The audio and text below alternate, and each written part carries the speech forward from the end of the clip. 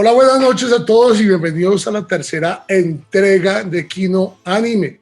El día de hoy de nuevo estamos acompañados por Giselle y por Helmut. Hola, ¿cómo están?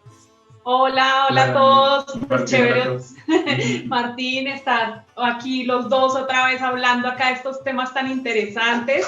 Esta vez es anime con videojuegos. Exacto. En la historia de los videojuegos, el anime en los videojuegos, pues, y de manera inversa, es una cosa un poquito larga. Nos van a escuchar mucho acerca de 4 bits, 8 bits, GPU, CPU, ¿no? Consolas, una cantidad de términos ahí de los cuales sabemos que muchos de ustedes están montados y muchos de ustedes tendrán consolas en la casa también. Pero más allá de eso, vamos a contarles, además de la historia de las consolas, cómo se entrelazan todos estos juegos y estas historias, ¿no? Más lógicamente nos escucharán hablar sobre Dragon Ball Z, de pronto Castlevania, de pronto la historia inicial de muchos de estos videojuegos, ¿no? Entonces, pues, listo, muchachos, ¿qué nos tiene para hoy? Pues inicialmente debemos arrancar con cómo partió el tema de los videojuegos. Los videojuegos empiezan desde un desarrollo paralelo a la computación. Realmente en los años 50 y 60 fue un tema que empezó muy lento, principalmente concentrado en Estados Unidos, donde empezó principalmente dependiendo del ancho del bus del procesador, la capacidad que cada vez iba ganando cada consola. Ahí viene el tema de los bits que Martín mencionaba. Dependiendo del mayor número de bits, mayor capacidad de procesamiento y mayor calidad de imagen. Entonces, se decidió el término llamarlos ahora por generaciones, dependiendo de esa capacidad. La primera generación arranca con 4 bits de capacidad. Suena algo ahorita para la tecnología que hay súper básico, y así era. Eran cosas supremamente básicas, incluso de marcas que ya no conocemos, ya no tenemos cerca. Por ejemplo, esta época fue en la compañía Magnavox, que Magnavox en su época fue conocido por televisores, equipos de sonido, pero Magnavox empezó con la Magnavox Odyssey y era algo todavía muy básico, juegos muy pequeños, que apenas eran cuadritos moviéndose en la pantalla. Y luego llegó una, digamos, de las mayores compañías que hizo su mayor aporte a la historia de los videojuegos, como fue Atari. Atari cambió todo. Con la llegada de Pong, hizo que fuera muy independiente. Algo que era normal, 2 lineecitas moviendo, jugando ping pong, fue un hit para la gente en este momento. Fue algo pero ellos de esa época ya con el Pong ya se manejaban controles. No había podido controlar las rayitas que subían y bajaban, ¿no? Yo algo que viera como que se le adaptaban los controles, pues en estos inicios era como a los computadores. Entonces a los computadores era como un control básico de como poder mover derecha, izquierda o arriba y abajo, que era como muy básico, y pues esto era como de 1900, fue como en los 70, 1972 a 1978, 76, 78. ¿No? Sí, entonces era muy común que no existía este aparato especial para jugar como en la consola, sino eran computadores con capacidades de juego.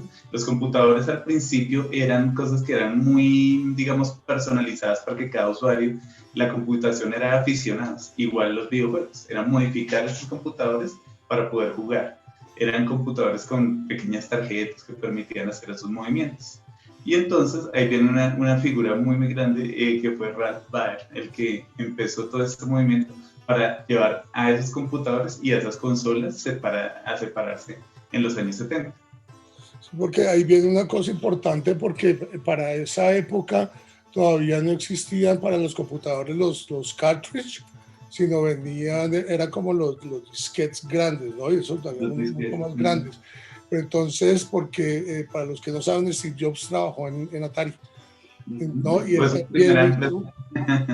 Sí. Él fue uno de los fundadores. No, él fue su primer trabajo, donde estuvo arrancando cuando joven, y ahí después surgieron todas las ideas que lo llevaron a crear Apple y todo, pero Atari fue una escuela básica para Steve Jobs, una compañía americana muy importante. Es que yo por lo menos lo que sé, pues uno dice, uno a veces dice los nerds, entonces eran como los nerds de la época que desarrollaban todos estos juegos, y también trabajaban muy de la mano en el desarrollo de computadores también, entonces como que todo iba al tiempo, desarrollaban hardware, desarrollaban software que servía para, pues, para trabajos de oficina, como también para entretenimiento, entonces como que pienso que a partir de ahí fue que surgió todo.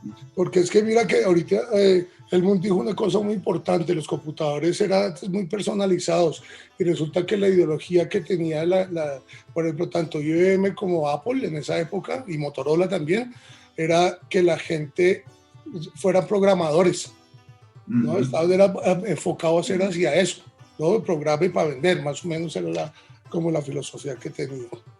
Bueno, si nunca se hubiera dado ese paso a que los computadores fueran productos de consumo, igual las consolas probablemente nunca se hubieran masificado, requería demasiada técnica en ese momento. Eso es verdad. Bueno, listo, ¿qué más tenemos por ahí? Vamos con la segunda generación. El cambio de generación vino con la capacidad de procesamiento que llegó con los 8 bits. Esa capacidad de imagen ya permitió figuras gráficas pixeladas de cuadritos, pero que eran ya permitían ver un personaje como tal. Y ahí empezaron consolas muy interesantes como la Atari 2600, que ya tenía esa capacidad de colores, o la Intellivision, que ya permitían ver figuras y desarrollar personajes. Ahí esa generación tal vez sea muy cercana para muchas personas, porque llegan las primeras consolas. La 2600 es de las primeras consolas que conozco que llegó acá a Colombia. Es muy común en mucha gente la generación de 40, 45 años recordarla.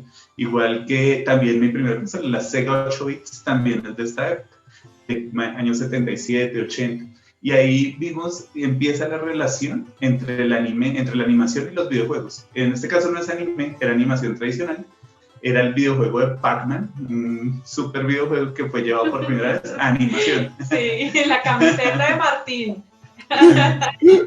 Sí, y eso fue en el 82, todavía ya nos vamos acercando, pero aquí nos demoramos unos añitos en que llegaran en Estados Unidos, fue un hit también, porque fue la integración de esos dos medios de entretenimiento para la gente.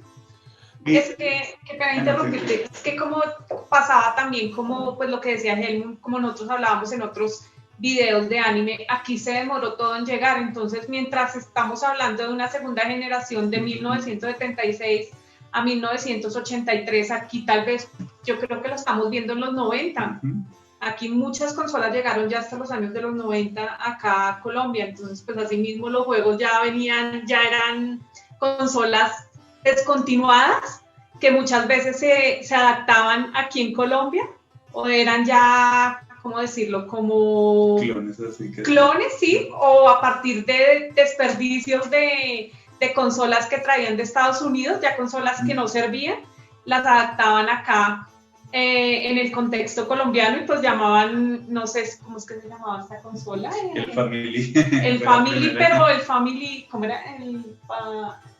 Tenía el nombre colombiano, no, nombre colombiano, es que no me acuerdo el nombre de la consola, pero fue como de esas primeras adaptaciones que se hicieron acá en Colombia de esas consolas que ya vendían en Europa y Estados Unidos. Afortunadamente ahora ya tenemos un término para eso, el refurbish. Sí.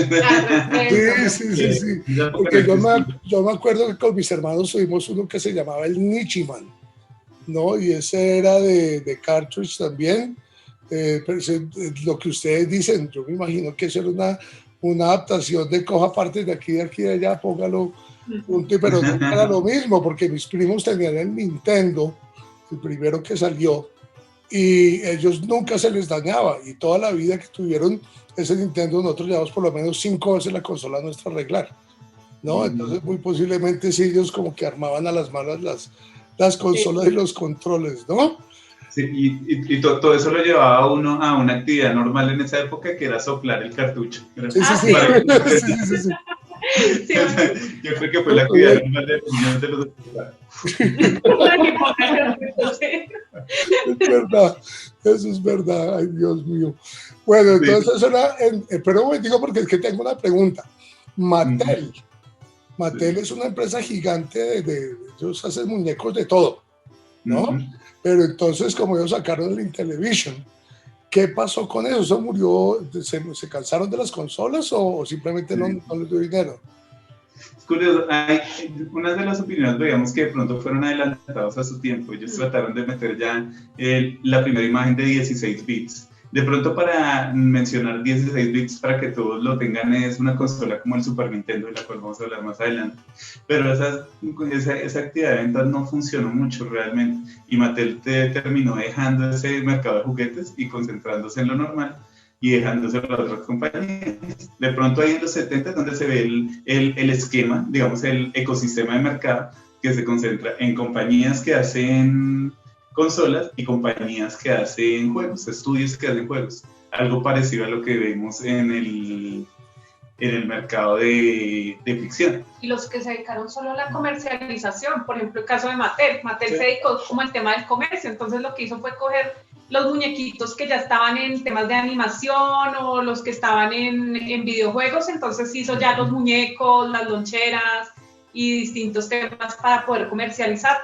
Sí, y ahí se empezó el acercamiento japonés, como que fue el caso de Namco, que Namco fue la primera compañía que se acercó a producir videojuegos basados en animaciones o animes. Ajá. Y Namco ha continuado todas esas 4 décadas. Porque entonces, a ver, yo trabajé en 2 empresas, una en Polonia y la otra en Alemania. Y para los 2 estábamos trabajando con videojuegos, pero entonces básicamente lo que ustedes están dando a entender en este momento es que los que hacen las consolas son más allá de cualquier cosa, distribuidores de los videojuegos. Es decir, le dicen, usted vaya a hacer el videojuego, yo compro los derechos y yo lo distribuyo a la marca de mi consola. Sí. Exacto. Entonces los estudios quedan un poco dependientes. Algunos trataron de volverse estudios de una sola consola, pero eso no tiene mucho futuro. Se volvieron multiconsolas. Okay. Y de pronto ahí es bueno lo que dice Martín para hablar de la siguiente generación, donde vino una situación terrible para Atari, que era la empresa que todos recordarán de los primeros, de la 2600. Tuvieron una crisis muy muy fuerte, en especial causadas a mediados de los 80 por algunos videojuegos. Creo que ahí entra mucho el de E.T. Hay un documental muy interesante en Netflix que muestra toda esa caída sobre la mala decisión de los juegos de E.T. Y entonces terminó ese mercado de las consolas moviéndose a Japón, donde estaban 2 compañías muy poderosas, Nintendo y Sega, que fueron las que se dedicaron a profundizar en las consolas de videojuegos. Nintendo trae una historia súper antigua. Nintendo empieza en el siglo XIX con juegos de cartas, parecidos a los que se ven ahorita, Yu-Gi-Oh! Pero fueron avanzando en juegos y llegaron en ese momento de los 80 a dedicarse a los videojuegos. Porque en 1983 es un año crítico. Sí, fue el año, pues llamaron en esta época la crisis de los videojuegos, pues porque fue la debacle de Atari y pues igual, menos mal no se acabó aquí como la época de los videojuegos, porque al parecer muchas empresas en Estados Unidos lo siguieron, pero aquí fue donde Japón vio la oportunidad y pues sacaron los videojuegos adelante en esta época y pues empezaron a crear una industria grandísima. Ya fue en 1983, 1987 fue como el punto así súper grande. Porque es que ahora que lo dicen, por cuando nombraron lo de las cartas con lo de Yu-Gi-Oh, pues yo no sé quién empezaría eso primero porque yo tengo esto. Eso es. Eso es Magic the Gathering, que es un juego de cartas. Súper, sí, qué chévere. Claro, yo juego esto. Voy a ver si lo puedo abrir. Aquí en Colombia, ¿cómo era el juego de cartas? El de los avioncitos y el de las tractomulas. Ay, ¿cómo se llamaba? El Superstar, que la gente le decía Super Stream. Sí. Era buenísimo. No supe cómo. Sí, pero es que yo tengo mis carticas. Tengo todas mis carticas ahí. Entonces, coleccionista, sí, súper chévere. Y yo esto lo juego hace años. Entonces viene la pregunta, si Japón se aprovechó de esa oportunidad para hacer los juegos de cartas, ¿quiere decir que esto viene siendo copia gringa? Por decirlo así, sí, pero como nosotros hablábamos en videos de anime, en los anteriores, ellos los mejoraron. Entonces ellos no solo se quedaron con una simple copia, sino hicieron una copia potenciada 10.000 veces, o sea, hicieron unas vainas en gráficos y en velocidad de juegos que pues pudo traer más personajes en los juegos, ya mejores gráficas, se veía mejor definición. Sí, y también eso el desarrollo de personajes. En Japón, Nintendo y Sega fueron especialistas en el desarrollo de personajes. En esa generación, tercera generación, la segunda parte de los 8 bits es donde surgen personajes como Super Mario, como Donkey Kong, que Donkey Kong empezó como un villano en un juego de Mario. Es bien interesante. Donkey Kong, esa historia. Ay, a mí me encanta Donkey Kong. Pero eso nunca evolucionó, eso se quedó como juego y no hicieron ni manga, ni anime, ni nada. Yo sé que no, lamentablemente, aunque hubo un intento, una película desarrollada en Japón en el año 86, donde trataron de hacer un anime de Super Mario, una película. Y lo que fue muy interesante porque fue una compañía, Tsuchihiko, que era una compañía que se dedicaba a una de las tradiciones japonesas más antiguas, al teatro kabuki, y se estaba intentando diversificar hacia otros mercados, dedicando hacia hacer series de televisión, y terminó haciendo la película de anime de Super Mario. Obviamente pues no siguió su mercado, no, pero igual fue, o sea... Es loquísimo, pero siguió. Sí. Entonces ellos no hicieron una película con John Leguizamo y con otro señor, sería eso, sería otra, porque eso fue un fracaso, eso fue horrible. No, fue en anime. En anime. Fue en anime, ok. En anime, en animación. Esa película que hizo Martín es bastante mala. Es horrible. Hay que ver las dificultades de adaptar los videojuegos al cine. Un ejemplo. Claro, eso es de muy terrible. Eso es de... Yo la vi una vez y dije, nunca más. Hasta que llegó, dañé algo en mi cerebro viendo eso. Bueno, listo, muy bien. Vámonos con la cuarta generación ya completa de 16 bits. Quería antes de pasar a la cuarta generación, que en la tercera pasó algo muy interesante también, fue el primer momento donde llegó la historia contraria, donde hubo un anime primero que se convirtió en videojuego, se llamó Cillian, la compañía fue Sega, que es el otro gran empresa japonés que habíamos hablado.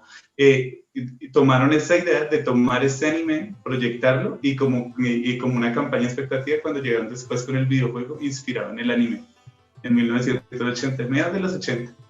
Luego ya vino la cuarta generación. O sea, parecido a lo que pasó con Castlevania. De hecho, de esas coincidencias que pasa, ese crossover. Bueno, listo, muy bien, vamos con la cuarta generación entonces, muchachos. Bueno, sí. Bueno, en esta cuarta generación ya fue en 1987 a 1993, ya hablamos de 16 bits, que ya el avance sí ya fue un poco más grande, ya aquí el poderío pues ya lo tenían los japoneses. También pues se vio que pues también estaban desarrollando como nuevos sistemas gráficos a partir de la CPU de las computadoras. Entonces esto también ayudó pues al avance a nivel de gráficos y, como decía, a nivel de velocidad de los videojuegos.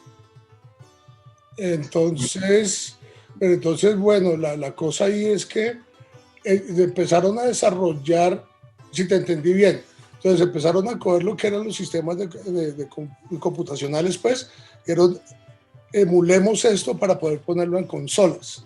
Sí, sí, eso, o sea, aquí ya como que se partió el punto, o sea, aquí ya se diferenció, por decirlo así, la parte de las consolas y la parte de los computadores. Entonces ya la parte de las consolas sí se dedicaron más a la parte gráfica y a la parte de velocidad en juegos. En cambio ya los computadores sí ya se estaban dedicando más al tema de trabajo de oficina. Ok. Bueno, ok. Esas consolas de 16 bits trajeron funciones muy interesantes. Por ejemplo, normalmente cuando estamos en las consolas de 8 bits estamos limitados a un número muy pequeño de comandos, 3, 4 comandos, porque el sistema no podía tolerarlos más. En cambio, consolas como la Super Nintendo o la Sega Genesis ya traían gatillos, controles que permitieron diferentes formas de actuar, sobre todo para juegos de pelea o juegos de disparos, que empezaron a progresar mucho en esa generación. Y el Super Nintendo fue un cambio impresionante en los 90. Porque ahora que lo dicen, nomás cuando jugaba, por ejemplo, Mortal Kombat o Street Fighter, y todo eso, uno le podía dar muchísimos comandos a la vez. No, pues no a la vez, sino seguidos para que hicieran combos y cosas por el estilo, ¿no? Sí. Bueno. Así es que en esta época surgió esa parte, o sea, ya como ya las consolas se especializaron, ya en los controles se podía hacer lo que eran los combos. Entonces era como una programación interna que se hacía para que cierta combinación de botones nos generara un poder especial, por ejemplo, en el caso de Mortal Kombat. Mortal Kombat que tenía lo máximo que eran las fatalities, Darty lo recordará. Claro, fatalities, uy Dios. Ay, que ahora con la película que están haciendo, les dieron luz verde para que pudieran meter también fatalities y babalities, ¿no? Entonces eso va a estar bastante interesante. Bueno, hubo también una película de Mortal Kombat en los 90. Esta sí fue más de un nivel más moderado. Yo diría que mejor que la de Super Mario. Pero es que le metieron estrellas como Jean-Claude Van Damme. Esa es la de Street Fighter. No, pero Street Fighter. No, la de Street Fighter, qué pena, estoy confundiendo. Igual esas películas son un hueso por donde los quiera ver. No tenemos muchas referencias de acordarnos muy bien porque son películas que hemos visto tal vez una vez. Eso, porque es que además volvemos a la parte de adaptación de videojuegos a cine. Yo tengo por ahí uno o dos preferidos, pero es que eso se me hace a mí muy complicado porque es que no tienen historia. Y es más, mi teoría es que no deberían hacer películas, sino serie. Hacer una serie de 10 capítulos, 8 capítulos, para que puedan desarrollar cada uno de los personajes un poquito más, si no tiene sentido, ¿no? Porque sí, son 2 horas nada más, ¿no? Sí. Ese es mi aporte que tengo para eso, por favor. De pronto la complejidad que sí hemos visto en Castlevania, que te tienes razón, Martín, ha sido mucho más interesante. Creo que Martín tiene razón en eso. Sí, es que a veces yo pienso que las personas, los que hacen esto, estos productores, piensan que de pronto la gente tiene la referencia del videojuego, pero muchas personas no han jugado el videojuego, entonces como que se pierden en la historia de la película, porque no desarrollan todo el personaje completo. Tú acabas de decir una cosa importantísima, porque es que, y ahí es donde viene lo de uno como jugador, no, muchas de las personas que están detrás de los videojuegos no han sudado lágrimas de sangre tratando de matar al malo del último nivel. Sí. Entonces, es distinto, sí señora.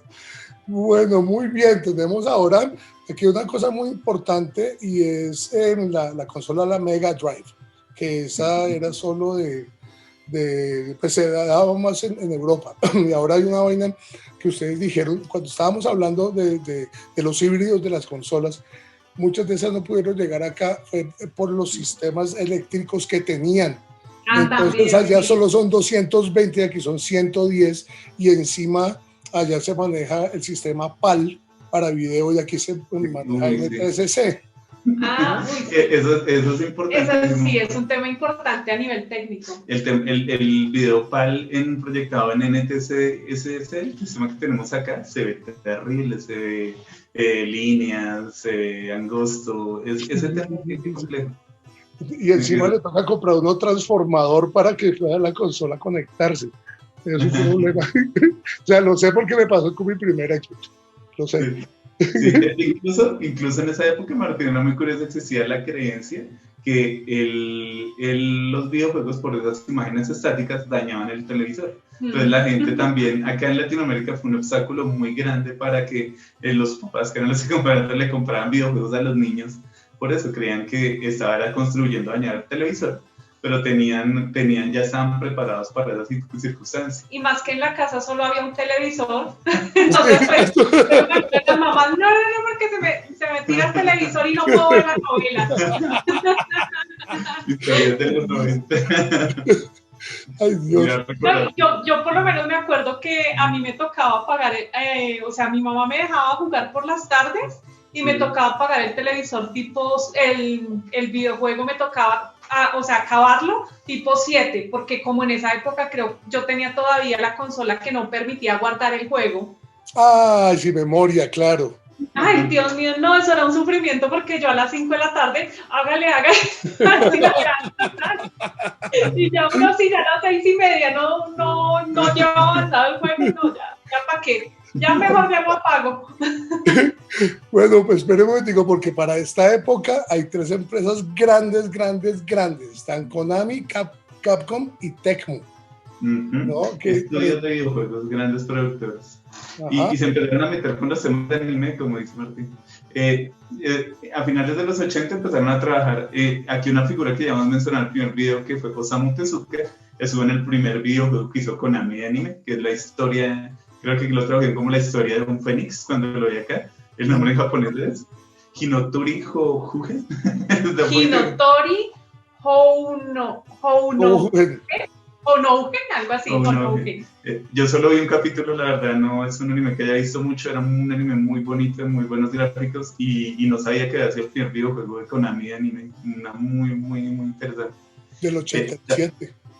Sí, del año 1987. Sí, el Fénix de Osamu Tezuka, sí señor. Sí. Qué verdad que y lo trajeron como historia de un fénix, si alguien lo desea buscar, que es como recuerdo el nombre. Hacia que alcanzó a llegar. Yo creo que acá lo dieron por Televisión Nacional. Sí. También otro estudio muy importante que fue Capcom, todavía están muchos videojuegos, también entró en 1989 con la historia de Little Nemo. Era un videojuego de plataformas enfocado en juego para niños. Creo que no habíamos mencionado ese término en los videojuegos de plataformas. De pronto, para que todo el mundo lo sepa, son los juegos como Mario Bros, como Donkey Kong, donde el personaje está corriendo y saltando de lugar a otro. Es un término que escucharán mucho con la gente que habla de temas técnicos de videojuegos. Así porque aquí todavía es 2D, o sea, solamente se maneja en un solo plano. Sí, pues eran todos 2D con colores y ya. Sí, lo que tú dices, una sola dirección. Sí, es que acá hasta el momento lo único que se mejoraban eran los gráficos. Todavía no había cambiado esa tecnología como la que tenemos hoy en día en Xbox y en los juegos modernos, en las consolas modernas. Sí, y hubo otros 2 estudios que no se metieron tanto al anime. Uno de los grandes estudios que fue Tecmo, que es autor de uno de los juegos que Martín nos ha comentado que le gusta, que es Ninja Gaiden. Ellos solo entraron al tema del anime en los 2000 con Monster Rancher, entonces no estuvieron muy metidos, se dedicaron a videojuegos de acción y se volvieron muy buenos en ese tema de los videojuegos de acción. Realmente Tecmo tiene uno muy buena historia. Y otro que fue SNK. SNK tuvo juegos como King of Fighters, Fatal Fury, muchos los habrán jugado en las salas de arcade, en los gimnasios mentales, como los llamaron acá en los 90. Sí. ¿Dónde está? Está en el gimnasio mental. Esa era la excusa de esa década. Entonces ellos se dedicaron a videojuegos más de pelea, pero se volvieron muy buenos en el tema y no se acercaron mucho al anime, pero son compañías importantes que todo videojugador recordará. Sí, ¿cómo será lo de Tecmo? Bueno, el Team Ninja, que cuando ellos hicieron el Ninja Gaiden, yo ese juego nunca lo pude pasar, era prácticamente imposible pasar, que era el de 16 bits. Y ahora resulta, para los que no sabían, tanto pues PlayStation va a sacar para PlayStation 4, PlayStation 5, Ninja Gaiden Master Collection. No, va a estar ahí, va a costar $29 algo y sale creo que en junio 15, si no estoy mal, la fecha es entre el 15 y el 20, es una cosa así. Pero está muy barato y salen todos. Ninja Gaiden Black, Ninja Gaiden no sé qué cosas, son como 3 o 4 y al parecer ellos reformaron la programación de ese juego para PlayStation de tal manera que en el primer juego donde uno mata a uno de los malos por allá en un pueblo, o sea, en una ciudad, hay una consola gigante y uno puede jugar el primero ahí en la consola. Ah, chévere. Sí, o sea, el primero de 16 bits lo puede jugar ahí en esa consola virtual. No, bueno, listo. Y una cosa que no se nos va a olvidar, Hello Kitty. Claro, a mí me encanta. Pues yo pues iba a comentar este tema. El tema, pues, por lo que Hello Kitty ha sido como un icono también de la animación y del anime en Japón y también pues en la comercialización mundial.